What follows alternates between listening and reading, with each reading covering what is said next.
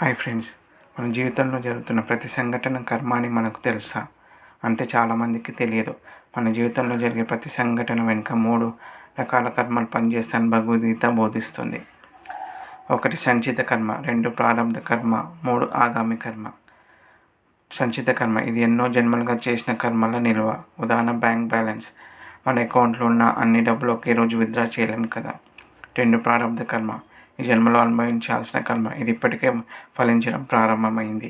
ఉదాహరణ చిన్నప్పటి నుంచి మనం పడుతున్న కష్టాలే. 3 ఆగామి కర్మ. మనం ఇప్పుడు చేసే పనులు ఇవే మనం భవిష్యత్ జన్మల కర్మలను సృష్టిస్తాయి. ఉదాహరణ మనం ఇప్పుడు సాయం చేస్తే అది వచ్చే జన్మలో పుణ్యంగా లభిస్తుంది. అందుకే శ్రీకృష్ణుడు చెప్తారు, మంచి కర్మలు చేయండి, ఫలంపై ఆసక్తి లేకుండా కర్మాన్ని ఆచరించండి అని. ఈ కర్మలన్నీ తీరేది ఒకే మార్గం, అది జ్ఞానం. అందుకే ధ్యానం, సేవ, జ్ఞానంతో కర్మబంధం నుండి విముక్తులు అవుతాం.